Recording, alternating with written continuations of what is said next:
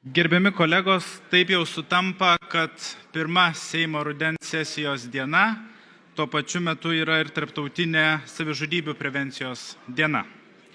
Ir Lietuvoje savižudybių situacija, ypatingai jaunų žmonių tarpe, yra vis dar katastrofiška.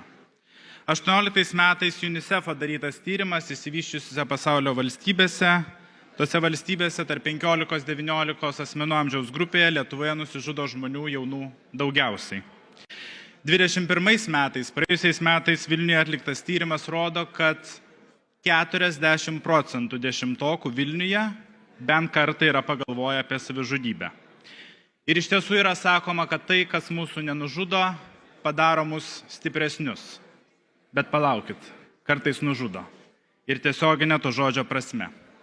Prasidėjus naujiems mokslo metams daug buvo kalbėta apie patyčias Lietuvos mokyklose, apie neveikiančias prevencijos programas, apie moksleivių ir jų tėvų bejėgiškumą ir apie tai, kad dažnu atveju būdas spręsti patyčių problemą yra tiesiog tą mokyklą pakeisti arba pragarą tiesiog pralaukti.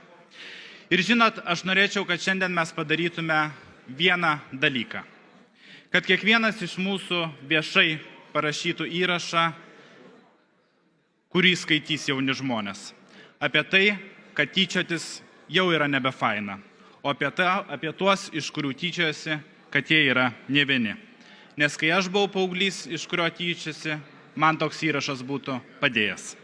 Ir atėjo laikas nustoti tyčiotis iš mūsų ateities kūrėjų, geriau suteikime jiems sparnus, gyventi drąsiai, oriai ir laisvai.